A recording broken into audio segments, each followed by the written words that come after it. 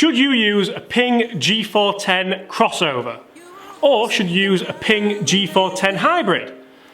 Let's find out, and let's do it now.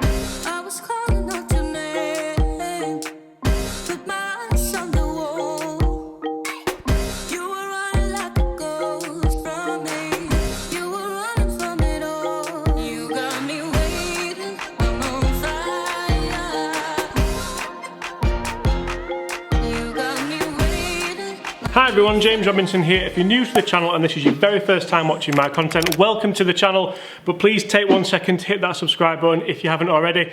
On this channel I bring you guys daily golf related content that helps you raise your game, lower your handicap and hopefully just gets you enjoying golf that tiny bit more. In today's video I am comparing the PING G410 hybrid and the PING G410 crossover. Which one should you use? Which one should I use?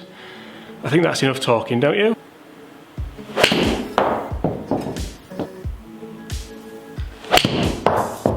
First things first guys, I'd like to apologise for the cap inside, not something I usually do, however today is a terribly bad hair day and it gives me a chance to show off the Prostate Cancer logo there, so that's always nice, isn't it? I have both these clubs in exactly the same length, and thanks to the adjustable loft on the hybrid, I now have them in exactly the same loft as well, which is pretty important. Guys, hit those comments below. What would you expect to see different out of the hybrid and the driving iron, the crossover? There's little bits of technology differences in there and I'm going to talk you through them while I hit you some more shots. So both these clubs now set at 20 degrees. Both have a miraging steel face for more ball speed and more forgiveness. And both have the Alta CB 70 gram stiff shaft in there. Ooh, yes please. Now I always find the topics of hybrids a funny one because a lot of people think hybrids just for your handicappers, just for your mid-handicappers, when realistically I do think the majority of golfers would benefit from having hybrids in the bag rather than driving irons, rather than long irons, rather than even in some cases 5 woods and 3 woods. I know I've gone for a hybrid in my bag this year and I'm really enjoying it. Now I have done reviews on both these clubs, so if you do want to see more in-depth review, I will link those below. I'll go through a little bit of the technology in them here for you now though. Obviously the hybrid does have the adjustable loft, which has allowed me to match them loft for loft. We have the turbulators on top, the miraging steel face, and a weighting at the back of the club to push CG back, make it more forgiving, and in essence, make it easier to launch. Whereas the crossover comes with its hydro pearl finish, internal rib structure and tungsten weighting in the toe, again for more forgiveness. The internal rib structure for me is a funny one because it is designed to offer a more powerful feel and a more powerful sound. The one thing I can't get used to with this club is the sound. It just sounds a little bit harsh off the face for me personally. But looking down at it at the ball, it really does look beautiful, it looks sleek, it looks smaller than previous crossovers.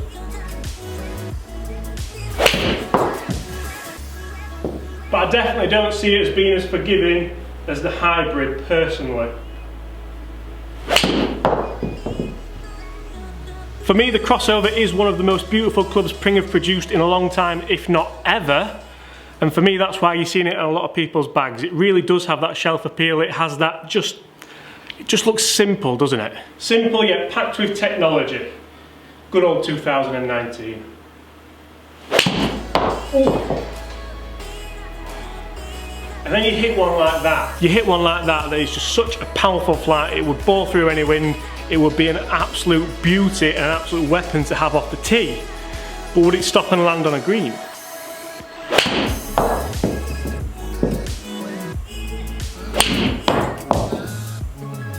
You'll definitely see a lot of players turn to this club when it's the Open, when it's the Scottish Open, when it's the Irish Open, when it's links golf time, or even at the US Open, when players really need to try and hit fairways. Dispersion's a big thing with clubs like this. You need to know that it's going to go straight for you. You need to know you can hit that fairway, hit that green at a set yardage. Okay, I think that's enough shots with the crossover now for me to get a nice gauge on the numbers and a nice gauge on how we can compare it to the G410 hybrid. I would expect the hybrid to launch a lot higher. I would potentially expect the crossover to maybe go a tiny bit further. But that's why we're testing, isn't it?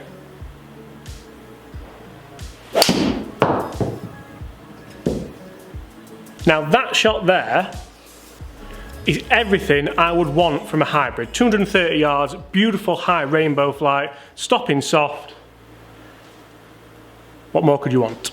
When choosing to buy clubs like this, you do have to ask yourself, what kind of course do you play more regularly? Do you play a links course? Do you play an inland course? Do you play in America where you need to get the ball high and stop it soft? Or do you want to be able to play that low chase stinger?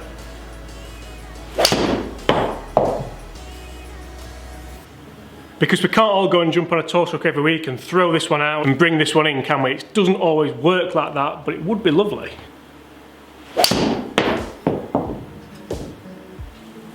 Okay guys, let's hit one more with the hybrid, then we'll compare them, we'll compare height, we'll compare distance, we'll compare spin. Pretty much compare everything, I think.